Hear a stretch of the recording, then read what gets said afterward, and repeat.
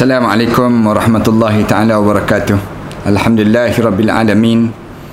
Wassalatu wassalamu ala asyrafil anbiya'i wal mursalin wa ala alihi wa sahbihi ajma'in. Subhanaka la ilma lana illa ma 'allamtana innaka antal alimul hakim. Rabbi shrah li sadri wa yassir li amri wahlul 'uqdatam min lisani yafqahu qawli. Rabbi yassir wa la tu'assir wa tammim bil khair, amma ba'd. Para penonton dan sahabat-sahabat yang dikasihi sekalian, pertamanya marilah sama-sama kita mengaturkan rasa syukur yang tak terhingga kepada Allah di atas nikmat dan peluang yang Allah masih kurniakan pada kita pada saat sebegini untuk kita membicarakan tentang mengenai satu suasana yang kita akan lalui dalam kehidupan kita nanti kala mana kita berada di alam barzah. Dan kita dalam perbincangan kita ini untuk kita nak tahu macam mana keadaan arwah ayah kita, arwah datuk nenek moyang kita dan arwah saudara-saudara mara kita yang telah meninggal dunia. Kalau sekiranya mereka mukmin, bagaimana keadaan mereka tersebut? Sebab kita akan jadi, kita di kalangan kita bayangkan bila orang ni mati, pada pandangan kita bila kita kuburkan dia, maka berakhirlah perjalanan hidup di dunia. Kemudian lepas pada tersebut kita tak tahu dah apa keadaan yang berlaku dalam kubur ini. Yang kita diberitahu ialah bagaimana kubur dia menjadi taman pada taman-taman syurga ataupun kubur dia menjadi di antara gaung kepada gaung-gaung neraka. Yang tu yang kita fahami dalam diri kita demikian. Tetapi apa yang berlaku dalam hidup pada mereka tersebut, sama ada mereka diazab, macam mana keadaan azab mereka. Kemudian bagaimana pula kalau sekiranya kita meninggal dunia nanti, sama ada saat mana kita dalam kubur nanti, kita di kalangan orang mukmin ke orang yang tidak mukmin. Malam ini para penonton dan sahabat-sahabat sekalian, berdasar pada beberapa hadis dan juga asar-asar yang cerita pada kita tentang mengenai bagaimana keadaan mayat mukmin ataupun jenazah mukmin ataupun keadaan orang yang mukmin ini bila dikuburkan pada dia dapat nikmat yang bagaimana. Yang ni yang kita nak bicarakan pada kali ini, supaya kita dengar kalimah-kalimah yang disebut ini menjadikan semangat pada kita, tasjid pada dalam hidup kita ni, supaya kita ni betul-betul pada diri kita ni jaga sehingga kita dapat nikmat-nikmat yang disebut oleh Rasulullah sallallahu alaihi wasallam. Bila kubur kita, roh kita ni dilonjakkan naik ke atas. Bukan roh kita ni dihunjam turun ke bawah, tidak.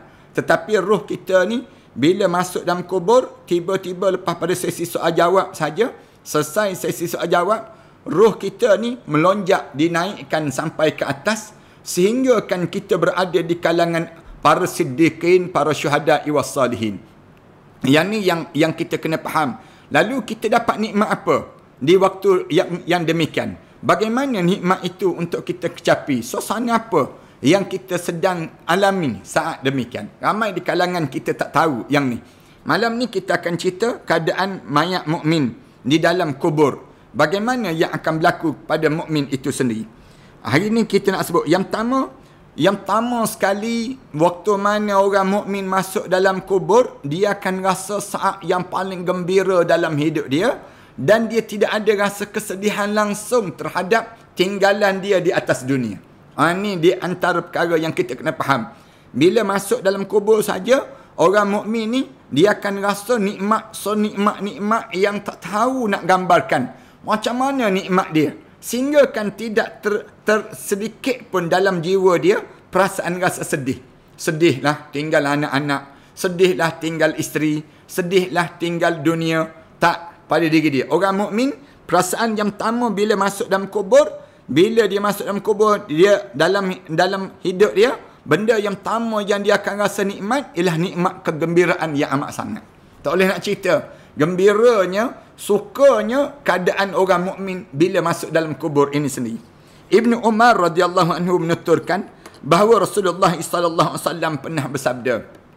Rasulullah sallallahu alaihi wasallam sebut macam ni, tidaklah orang-orang yang mengucap la ilaha illallah dalam jiwa dia tertancap dalam hati dia perasaan la ilaha illallah, dia rasa sedih pada saat kematian dia, tidak juga pada saat di dalam kuburnya, dan tidak ada pula rasa sedih pada hari kebangkitan di hari kiamat nanti. Allahu Akbar. Tuan-tuan ingat ya, saya nak sebut yang ni. Biar kita jadi orang mukmin. Sebab tu Allah Subhanahu taala sebut, wala tamutunna illa wa antum muslimun. Jangan kamu biarkan diri kamu mati kecuali saat mana kamu mati kamu benar-benar seorang muslim. Yang ni yang kita jangan bercampur dalam diri kita ni. Saya ulang banyak kali dah. Jangan campur Islam dengan liberal. Jangan campur Islam dengan nasionalis. Jangan campur Islam dengan pragmatis. Jangan campur dengan ism-ism yang ada. Kenapa? Kalau kita campur je Islam ni dalam hidup kita, kita campur dengan pahaman-pahaman yang demikian dalam pemikiran kita, dalam jasad kita ni, bila kita mati kita sedih terus. Sedih terus. Kenapa sedih? Kerana kita bercampur. Islam ni dia tak nak campur. Allah ni dia tak nak kita campur. Islam sikit, kemudian komunis sikit. Islam sikit, liberalis sikit. Islam sikit, nasionalis sikit. Tak nak. Islam dia ajar, lakum dinukum waliyadin. Bagi kamu agama kamu, bagi kami agama kami. Tu yang dalam hidup kita. Dalam hidup kita ni, segala benda saya sebut banyak kali kan, pada diri kita ni, segala benda yang kita buat semua dengan Islam. Sampai orang kafir kata sikit-sikit Islam, sikit-sikit Islam. Kita kata memang begitu hidup kita. Hidup kita ni dengan apa sahaja yang kita buat mesti dengan Islam.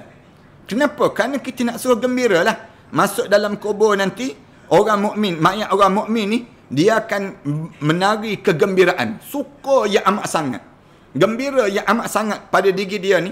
Kenapa? Kerana hidup dia di atas dunia, sepanjang dia hidup atas dunia dalam keadaan dia penat. Sepanjang dia atas dunia ni, dia memikul Islam. Sepanjang dia hidup di atas dunia ni, dia dalam keadaan dicemuh dan dikatakan berbagai-bagai. Bila dia masuk dalam kubur dia berubah menjadi taman-taman syurga. Bila dia masuk saja dalam kubur, dia gembira yang amat sangat, yang tak ada perasaan penyesalan sedikit pun kematian dia.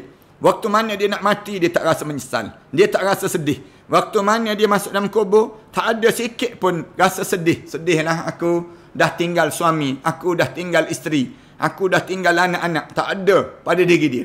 Sikit pun tak ada orang mukmin. Bahkan bila bangkit di akhirat nanti, Rasulullah sallallahu alaihi wasallam sebut, bila dikumpul di akhirat nanti, tak ada penyesalan langsung pada diri dia. Orang mukmin ni, di antara kalau kita tanya macam mana perasaan dia dalam kubur, orang mukmin dia tidak rasa menyesal, tak rasa sedih, tak rasa pedih, tak rasa kenapa? Kerana dia dah dapat menjadi orang mukmin. Allahu Akbar. Ni perkara yang kita kena tahu, orang mukmin. Walaupun kita tengok dia ni asyik dikeji je di atas dunia. Dia ni asyik dicaci saja di atas dunia kerana bawa Islam. Dia ni asyik ditolak, diketepi, dicemuh sepanjang hidup atas dunia ni kerana bawa Islam. Jangan risau. Jangan risau. Orang ni bila dia masuk dalam kubur, dia betul-betul bawa Islam dalam hidup dia. Dia pikul tanggungjawab Islam dalam hidup dia. Dia masuk dalam kubur je. Dia waktu mana dia nak mati itu pun dia rasa gembira yang amat sangat. Gembira dia. Aku rehat dah. Aku tak ada dah rasa penat. Habis dah tugasan aku. Habis dah tanggungjawab aku.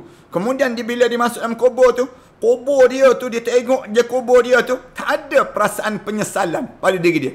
Menyesalnya aku kerana aku tinggal isteri aku. Menyesalnya aku kerana aku tinggal anak-anak aku. Pada diri dia, tak ada sedikit pun, secuek pun dalam jiwa dia perasaan rasa sedih. Ni, sebab tu, bila kita hidup atas dunia ni, jadilah mukmin yang sebenar-benar mukmin. Jangan kita jadi mukmin yang munafik. Jangan jadi orang Islam yang munafik. Jangan jadi orang Islam yang zalim. Jangan jadi orang Islam yang berpura-pura. Jangan. Tetapi jadilah orang Islam yang benar-benar hidup mengikut cara Islam. Mengikut hidup cara macam mana yang diajar oleh Allah melalui Rasul. Rasulullah sallallahu alaihi wasallam didik kita macam mana. Begitulah kita kena hidup di atas dunia ni. Jangan kita hidup atas dunia ni dalam keadaan yang kita ni ikut orang tu lah, ikut orang ni. Jangan. Tapi ikut siapa dia? Ikut Nabi. Fattabi'uni. Kamu ikut Nabi. Yuhibbukumullah. Kamu akan dicintai di sisi Allah Subhanahu wa taala. Ini cara dalam kehidupan orang mukmin. Kehidupan orang mukmin, dia kena jadi orang yang sedemikian rupa. Yang hidup dia dalam keadaan bagaimana? Keadaan dia dalam keadaan yang dia benar-benar mukmin sehingga dia mati dengan kalimah la ilaha illallah Muhammadur Rasulullah, dan dia membenarkan perintah Allah. Segala benda yang disuruh oleh Allah dia buat dan dia taat, dan tidak mungkir walaupun sikit pun dalam mentaati perintah Allah Subhanahu Wa Taala. Ni kena ingat orang mukmin. Dalam Ad-Dibaj, Abul Qasim Al-Jili menuturkan riwayat daripada Ibn Abbas radhiyallahu anhu bahawa Rasulullah sallallahu alaihi wasallam pernah bercerita, Jibril pernah memberitahu aku bahawa kalimah la ilaha illallah merupakan kalimah yang kebahagiaan bagi seorang Muslim. Siapa yang boleh sebut la ilaha illallah Muhammadur Rasulullah, kemuncak dalam hidup dia, bila dekat nak meninggal dunia, kalimah yang demikian terkeluar daripada mulut dia, keluar daripada bibir dia, menunjukkan bahawa orang ni lah orang yang paling bahagia dalam hidup dia di dunia, dan dia boleh masuk dalam kubur dalam keadaan penuh kegembiraan. Pada saat kematiannya, pada saat kematian dia paling gembira. Kalau kita tanya orang yang mati ni paling suka apa dia? Suka bila mulut dia boleh sebut la ilaha illallah Muhammadur Rasulullah. Tak adalah benda yang menakjubkan. Allah, aku boleh sebut. Dia akan jadi demikian. Bila roh kita ni sampai di halqum je, tiba-tiba mulut kita ni sebut terus la ilaha illallah Muhammadur Rasulullah. Kita sebut kalimah demikian. Inilah kalimah yang paling membahagiakan, yang menghilangkan segala derita penderitaan sepanjang kita hidup di atas dunia ini sendiri. Allahu Akbar. Bahagia Rasulullah sebut. Malaikat Jibril sebut paling gembira pada saat demikian. Di dalam kuburnya, bila dimasuk dalam kubur dia ni menghilangkan derita yang dilalui. Tak ada benda yang dia ni rasa tertekan. Tak ada benda yang dia rasa ni susah dan gentar. Tak ada. Bila dia hidup dengan keadaan Islam, mulut dia sebut la ilaha illallah Muhammad Rasulullah, dia masuk dalam kubur, dia rasa bahagia yang amat sangat. Dan pada saat dia keluar daripada kuburnya nanti, dia bangkit dalam keadaan penuh kebahagiaan yang demikian. Ini perkara yang pertama yang berlaku di dalam kubur. Kalau tuan-tuan tanya pada saya, orang mukmin ni dia buat apa dia dalam kubur? Rasulullah sallallahu alaihi wasallam cerita macam ni. Rasulullah kata, saat mana dia masuk kubur, dia masuk dengan la ilaha illallah Muhammadur Rasulullah, pesta kegembiraan yang lebih suka dia daripada terlepas PKP ni, senang ceritanya. Lebih suka dia lepas daripada saat yang convocation, yang dia gembira, paling suka dia saat mana dia paling gembira atas dunia ni. Bila kita paling gembira atas dunia? Saat mana kita bahagia atas dunia? Waktu mana kita beraya, waktu mana kita yang menyambut kegembiraan, berita gembira yang sampai pada kita, suka meloncat. Orang dalam kubur ni, orang mukmin ni, suka tak suka dia tu berpesta. Suka dia. Alhamdulillah aku mati. Mati dalam keadaan yang kalimah la ilaha illallah Muhammadur Rasulullah di hujung perjalanan hidup ni. Allahu Akbar. Yang pertama. Yang pertama, keadaan orang mukmin demikian.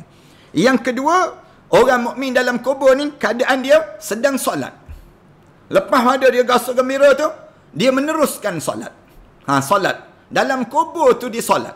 Orang mukmin ni, kerana apa dia? Kerana atas dunia ni, dia jaga solat. Masuk dalam kubur pun, solat ni diteruskan. Diteruskan dalam hidup dia. Dalam kubur ini sendiri. Yang ni berdasar pada apa dia? Yang disebut dalam riwayat Abu Ya'la Al-Baihaqi dan Al-Mundah yang cerita tentang mengenai orang mukmin. Daripada Anas bin Malik dituturkan, Rasulullah sallallahu alaihi wasallam pernah bersabda. Rasulullah sebut, para nabi itu hidup di dalam kubur mereka dan mereka tetap mengerjakan solat.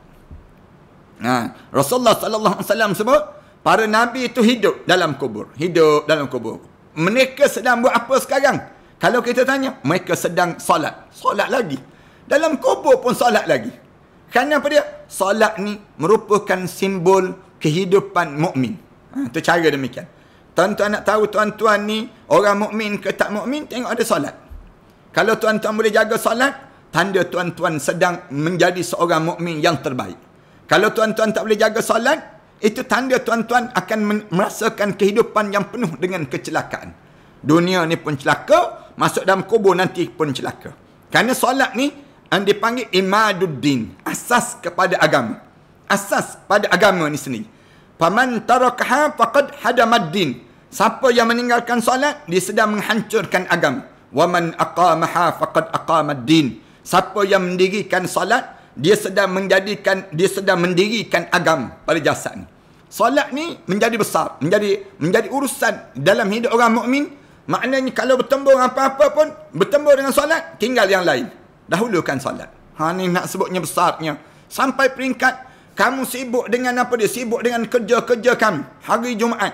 Iza nudiya lis-salati min yaumil jum'ah fas'au ila zikrillahi wa dharul bai'. Allah Subhanahu Wa Taala sebut, ketika mana kamu diseru pada hari Jumaat untuk solat, kamu kena fas'au ila zikrillah. Berlari dan berkejaranlah kamu untuk kamu pergi solat. Zikrillah, untuk kamu mengingati Allah. Kerana dengan solat ni menyebabkan kamu ingat pada Allah. Tanda kamu ni, hidup kamu terikat dengan Allah. Tapi kalau kamu tinggal solat, maknanya kamu ni, hidup kamu ni tak terikat dengan Allah. Bila kamu tinggal solat, maknanya kamu berani lawan Allah. Orang yang berani lawan Allah, tempat dia kat mana? Kesengsaraan pada diri dia. Jangan berani lawan Allah. Tak pernah menang orang yang lawan Allah. Tak pernah berkat rezeki orang yang lawan Allah. Dalam hidup kita nak tahu orang ni lawan Allah, tak lawan Allah, tengok ada solat. Kalau dia tinggalkan solat, maknanya dia lawan Allah.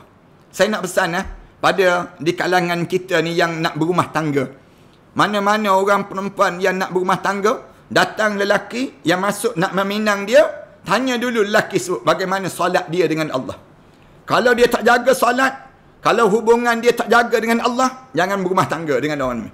Macho macam mana pun, handsome macam mana pun, sado bagaimanapun, kalau dia tinggal solat, jangan jadikan dia pasangan dalam hidup kita. Kenapa? Dunia ni pun kita tak selamat, masuk dalam kubur lagi tak selamat kita dengan dia. Pastikan yang ni dahulu. Bila dia jaga solat, artinya dia jaga apa dia? Jaga Allah. Dia jaga ibadah, hubungan dia dengan Allah. Kita kalau boleh tanya Tok Imam di kawasan kampung dia. Tengok macam mana peribadi solat dia. Kalau dia boleh jaga solat dalam hidup dia, jadikanlah pasangan hidup. Kerana dia ni bukan menyelamatkan kita di dunia je, bahkan dia akan menolong kita dalam kubur nanti, dan sampai kita boleh masuk dalam syurga Allah. Kerana solat ni menjadi asas dalam hidup kita. Sebab tu saya nak pesan pada mana-mana yang nak menjadikan menantu dalam rumah tangga, atau orang yang menjadikan orang ni seorang yang menantu dalam rumah tangga, kita tengok ada solat dia. Kalau dia jaga solat, keutamaan, perhati dulu, hantar wakil, cek dahulu dan sebagainya. Macam mana dia solat? Solat di rumah ke? Solat berjemaah ke? Dia bangun tahajud malam ke? Dan dia bagaimana pada diri dia ni terhadap solat? Solat tu, tengok pada dia. Bila dia datang ke rumah kita, jaga tak jaga solat pada diri kita. Ataupun di saat mana dia bertunang, macam mana pertunangan dia dengan solat tadi. Semua benda tersebut jadi kekuatan dalam kekeluargaan. Tu demikian. Ni tak, kadang-kadang orang kita, dia nak buat menantu tu, dia tak pilih. Kadang-kadang yang masuk tu, dia tanya terus, kerja apa dia tanya. Dia tak tanya solat macam mana. Cuba tanya, test pada dia, semayang subuh ni berapa rakaat? Tanya pada dia, dia jawab 4 rakaat. Baik, tak payah, jadikan menantu. Cari orang lain lah. Ni bukan menantu, ni nak jadi hantu dia panggil. Dalam rumah tangga kita. Pastikan orang yang jaga solat. Kenapa? Solat ni terbawa-bawa sampai dalam kubur. Rasulullah sallallahu alaihi wasallam sebut demikian. Nabi-nabi itu sentiasa dalam keadaan dalam kubur dia ni sentiasa mengerjakan solat. Dan bahkan ada riwayat yang lain daripada Anas bin Malik disebut bahawa pada malam dia diangkat ke langit, Rasulullah sallallahu alaihi wasallam melintasi Nabi Musa alaihi salam. Waktu mana Isra Mi'raj Rasulullah lintas Nabi Musa alaihi salam sementara dia sedang mengerjakan solat di dalam kuburnya. Di waktu tersebut Rasulullah sallallahu alaihi wasallam tengok para nabi ni sedang mengerjakan salat di dalam kuburnya. Ibnu Mundah mengatakan hadis itu diriwayatkan oleh Hajjaj Ibnul Minhal, Yunus bin Muhammad, Abu Nas At-Tammar, Hibban dan lain-lain yang berturut-turut diterima daripada Hamad, Sulaiman At-Taimi dan Sabit dan Anas bin Malik. Hadis itu juga diriwayatkan oleh Sufyan, diriwayatkan Yahya bin Sa'id, Umar Ibnu Habib, Jarir Ibnu Abdul Hamid, Mu'mar Ibnu Sulaiman, Yazid bin Harun, Isa dan lain-lain lagi diterima daripada Sulaiman At-Taimi, diriwayatkan juga oleh Abu Hurairah, Abdullah Ibnu Jarrah dan juga lain-lain daripada Nabi sallallahu alaihi wasallam. Maknanya gambaran Sementara itu daripada Ibnu Abbas disebut bahawa Nabi SAW pernah berjalan melintasi kubur Nabi Musa AS, sedangkan dia dalam keadaan berdiri mengerjakan solat. Hadis riwayat daripada Abu Naim dalam kitab Al-Hilyah yang menceritakan keadaan demikian. Kemudian Ibnu Sa'ad dalam At-Tabaqat diceritakan, Ibnu Abi Syaibah dalam Al-Musannaf dan juga Imam Ahmad dalam Az-Zuhd menuturkan riwayat daripada Affan. Ibnu Muslim yang diterima daripada Hamad bin Ibn Salmah, dia menuturkan bahawa Sabi Al-Banani berdoa kepada Allah. Sabi Al-Banani doa kepada Allah pada, ya Allah, jika engkau telah mengizinkan seseorang mengerjakan solat di dalam kuburnya, datangkanlah solat kepadaku di dalam kuburku. Dia sebut demikian. Sabi Al-Banani, dia berdoa, ya Allah, kalau kamu dah izinkan orang tu boleh solat dalam kuburnya, aku pun nak solat jugalah dalam kubur nanti, ya Allah. Bila aku berehat dah, maka rehat aku ni dengan solat. Dengan syarat, atas dunia ni kita jaga solat lah. Jangan solat jaga kita, kita jaga solat. Bila kita ni jaga solat, macam mana kita jaga solat? Belum lagi masuk waktu, kita dah bersiap dah. Waktu mana kita solat dengan penuh kekhusyukan. Kemudian lepas pada solat, kita berubah peribadi kita menjadi semakin soleh. Itu tanda orang yang solat. Tanda orang yang mendirikan solat. Orang yang macam ni, masuk dalam kubur nanti, kubur dia menjadikan solat tu datang pada dia dan menjadikan hidup dia dalam kubur penuh dengan solat. Satulah orang mukmin ni, dilambangkan solat ni tanda kebahagiaan. Kalau kamu tak solat, kamu tak bahagia. Tak bahagia. Kalau tuan-tuan tengok orang, satu keluarga yang mewah, barang banyak, kemudian rumah tangga dia penuh dengan perhiasan, segala apa yang ada, bila kita pergi nak tumpang solat dalam rumah dia, tiba-tiba kiblat pun tak tahu ke mana. Mesti tuan rumah ni tak solat. Bahasa yang mudahnya, tak tahu kat mana kiblat dalam rumah tangga ni. Tak jaga pun solat, misal contohnya. Maka rumah tangga ni tak bahagia. Tak bahagia para haniskan. Kalau tuan-tuan sibuk tanya, anak-anak tuan-tuan, jangan tuan-tuan sibuk tanya, beli banyak mana handbag. Menantu saya telah beli kepada yang disebut dengan isteri anak kita ni, berapa banyak dah barang perhiasan. Tak payah tanya demikian. Tanya, bagaimana menantu ni jaga solat dan bagaimana menantu ni kita ni yang menyuruh keluarga dia untuk yang disebut dengan solat. Kalau tuan-tuan dapati keluarga yang jaga solat, anak menantu kita jaga solat, tuan-tuan yakin, tuan-tuan tahu keluarga ni mesti keluarga bahagia. Keluarga yang Allah jadikan kebahagiaan dalam hidup dia. Dan keluarga ni, bila dia mati nanti masuk dalam kubur, masih lagi tetap solat. Masih lagi. Bila selesai soal jawab semua, nikmat apa yang mereka perolehi dalam kubur, mereka sedang bersolat. Yang rajin jaga solat. Satu orang mukmin ni, orang yang betul terjaga. Start daripada dia kecil, sampai dia, daripada dia akil balik, sampai dia menghadap depan Allah, dia tak tertinggal walaupun satu rakaat solat. Itu cara orang mukmin. Jaga tuan-tuan. Solat ni, yang pernah tinggalkan solat, sengaja tak sengaja sebelum daripada ni, qada pada diri kita. Walaupun qada ni tidak diajar dalam kaedah hukum fiqh yang sebenarnya, tapi dalam keadaan demikian, ulama-ulama kata buat juga, qada juga. Mudah-mudahan kita boleh jawab depan Allah, ya Allah, aku qada, ya Allah. Walaupun qada ni tak sama dengan yang kita tinggal yang sebenar tadi, tapi usaha juga untuk menampungnya. Mudah-mudahan kita dapat yang disebut dengan ganjaran di sisi Allah Subhanahu Wa Taala. Yang lepas tu lepaslah. Tapi yang akan datang nanti berazam, aku walaupun satu rakaat jangan tertinggal salat dalam hidup ini.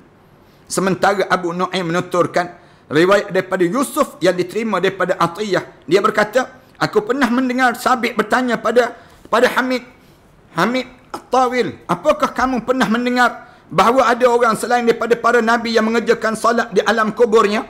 Yang ditanya menjawab, tidak. Lalu Sabit berdoa, ya Allah, jika engkau telah mengizinkan seorang mengerjakan solat di dalam kuburnya, izinkan Sabit mengerjakan solat di alam kuburnya. Dalam kuburnya nanti, aku minta supaya aku ni di antara orang yang boleh buat solat.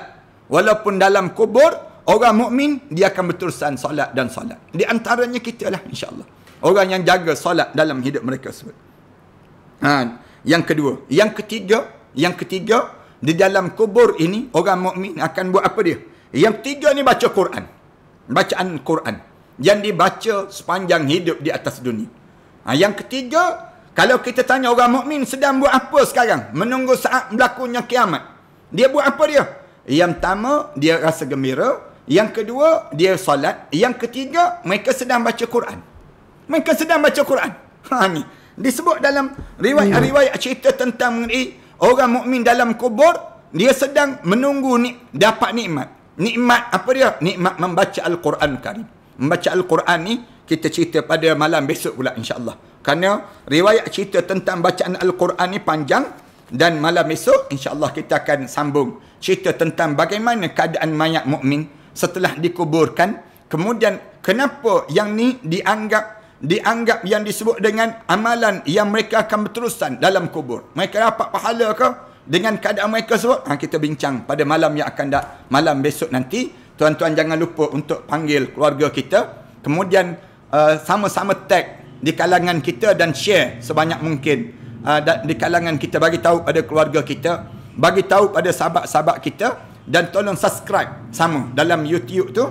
Tolong tekan butang subscribe tersebut, ataupun dalam Facebook tu tuan-tuan tekan butang share di wall tuan-tuan, dan share di kalangan sahabat-sahabat kita, supaya kita dapat tahu amalan apa dan kita nak buat atas dunia ni, nak buat macam mana sebelum daripada kita menghadap depan Allah. Rupa-rupanya membaca Al-Quran ni menjadikan kehidupan kebahagiaan, bukan saja di dunia, sampai dalam kubur menjadikan bahagia. Bila kita hidup seorang yang sentiasa sibuk dengan membaca Al-Quran, bukan baca WhatsApp ya, bukan baca Facebook ya, tetapi sibuk membaca Al-Quran dan baca Al-Quran dalam diri kita, insya-Allah. Terima kasih di atas kesempatan tuan-tuan bersama pada malam ini. Terima kasih di atas share tuan-tuan, yang tuan-tuan pakak-pakak share di wall tuan-tuan. Tuan-tuan tekan button share saja, ataupun tuan-tuan subscribe YouTube, ataupun tuan-tuan like Instagram. Semua tersebut mudah-mudahan semua di kalangan kita, di kalangan ahli syurga Allah Subhanahu wa taala. A'udzubillahi minasyaitanir rajim. Bismillahirrahmanirrahim. Alhamdulillahirabbil alamin. Wassalatu wassalamu ala asyrafil anbiya'i wal mursalin wa ala alihi wa sahbihi ajma'in. Rabbana iftah bainana wa bain qaumina bil haqq wa anta khairul fatihin. Rabbana zalamna anfusana wa illam taghfir lana wa tarhamna lanakuna minal khasirin. ربنا آتنا في الدنيا حسنة وفي الآخرة حسنة وقنا عذاب النار. صلى الله على محمد وعلى آله وصحبه وسلم والحمد لله رب العالمين.